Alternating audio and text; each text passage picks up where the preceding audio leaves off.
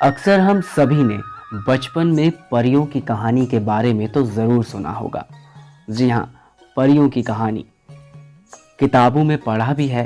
दादी नानी और हर बुजुर्ग से बचपन में परियों की कहानी भी सुनी है। लेकिन क्या आप जानते हैं कि क्या परियों का देश हकीकत में है या फिर नहीं? इस बारे में कई सारी किंवदंतियाँ भी हैं और लोक कथाएँ भी। और लोक कथाएँ रूबरू कराती हैं परियों से, जहाँ पर मिलती है परियों की सच्चाई।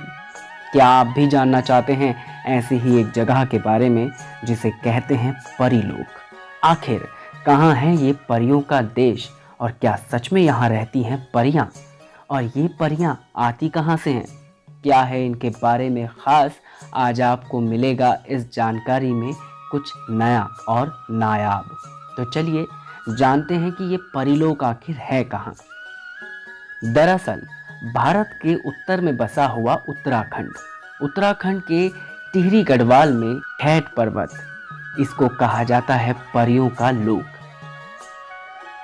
आसपास के लोगों का मानना है कि ये वही जगह है जहां पर परियां रहती हैं। यहाँ पर परियां आज भी निवास करती हैं। यहाँ पर परियां आती हैं, रहती हैं, नाचती हैं, गाती हैं और मौसम की बहार का आनंद भी लेती हैं। ये तो लोक कथाओं से प्रचलित है, लेकिन यहाँ आसपास के लोगों का मानना है कि सच में यहाँ पर परियां रहती हैं। लोगों का दावा भी है कि उन्होंने परियों को देखा भी है और उनकी अलौकिक शक्तियों को महसूस भी किया है। तो चलिए आज इस वीडियो में आपको बताते हैं कि आखिर इस खैट पर्वत का राज क्या है और आपको बताते हैं कि आखिर क्यों इसे परियों का लोक यानी परिलोक कहा जाता है। लोक कथाओं में कहा जाता है कि इस पर्वत में है 9 देवियों का वास, जिन्हें आछरियां कहा जाता है यानी कि परियां। और यहाँ पर मौजूद है एक मंदिर जिसे कहते हैं आछरियों का मंदिर। ये 9 परियां आपस में बहनें हैं जो स्वर्ग से सीधा धरती पर आती हैं और यहाँ पे विचरण करती हैं। यहाँ मौजूद है भराड़ी देवी का मंदिर, जहाँ पर जून के महीने में लगता है मेला और यहाँ पे परियों की ही पूजा होती है। ये परियां महाभारत काल से ही यहाँ पर अपना अस्तित्व जमाए हुए है। वैसे तो ये परियों के बारे में लोगों का कहना है कि यहाँ पर रहने वाली ये परियां, जिन्हें आछरियां कहा जाता है, ये गांव की सीमा के बाहर रह के गांव की रक्षा करती है। किंवदंतियों की माने तो परियों को चटकीले रंग, शोर शराबा, तेज संगीत बिल्कुल नहीं पसंद।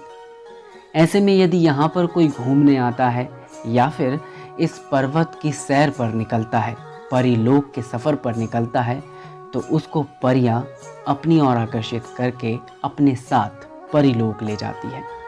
ऐसा कहा जाता है कि परियां शोर शराबा पसंद नहीं करती और यहाँ पर आने पर जो चीज़ परियों को बेहद पसंद और बेहद खास लगती है, परियां उन्हें अपने साथ लेके परिलोक चली जाती हैं। उनमें से बहुप्रचलित उत्तराखंड के टिहरी गढ़वाल की एक कहानी जो है जीतू बगड़वाल की कहानी। जब एक बार जीतू बगड़वाल अपने चरवाहों के साथ खैट पर्वत पर पहुंचा, तो अचानक ही धूप तेज होने के कारण एक वृक्ष के नीचे आराम करने बैठ गया। उस समय जीतू बगड़वाल ने यहाँ पर अपनी सुरीली तान में मुरली बजाना शुरू कर दिया। सारा खैट पर्वत जीतू बगड़वाल की मुरली की तान पर झूम रहा था। लोग उसकी मुरली की ताल को सुनने के लिए अपना हर काम छोड़ के उसके पास आ जाता था। उस दिन कुछ ऐसा ही हुआ। भरी चटकीली धूप में जब जीतू बगड़वाल खैट पर्वत पर अपने चरवाहों को चरा रहा था, तो उसने अपनी मुरली बजाना शुरू किया।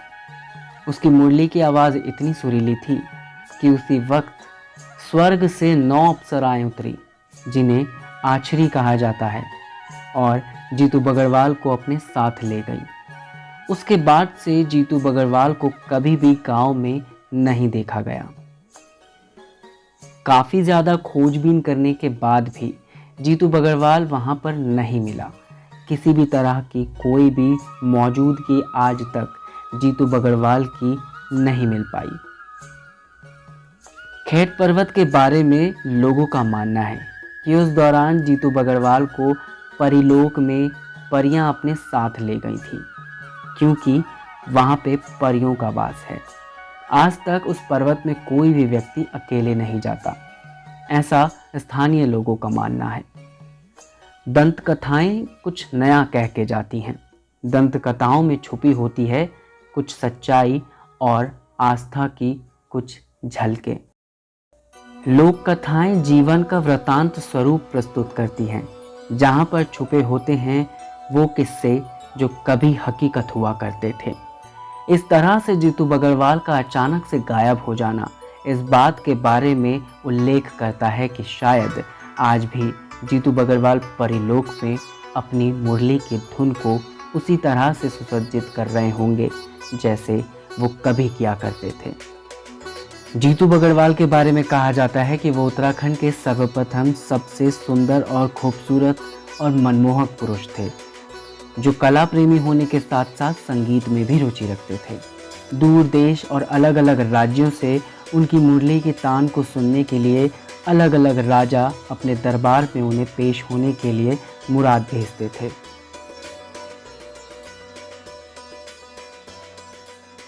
खेत पर्वत आने के लिए उत्तराखंड के ऋषिकेश से आप सड़क मार्ग से गढ़वाल जिले के फैगुलपट्टी के थात गांव तक किसी सवारी से पहुंच सकते हैं। उसके बाद शुरू होता है फैगुलपट्टी से यहाँ का पैदल रास्ता। नज़दीकी थात गांव के पास ही गुंबदकार का ये पर्वत, जिसे खेत पर्वत कहा जाता है, समुद्र तल से करीब 10,000 फीट की ऊंचाई पर मौजूद है। दंत कथाओं में कहा गया है कि यहाँ पर रहने वाली, निवास करने वाली अलौकिक कन्याएं, जिन्हें योगिनियाँ कहा जाता है, जो भगवान शिव की योगिनियाँ हैं, या फिर उन्हें कहा जाता है वन देवियाँ,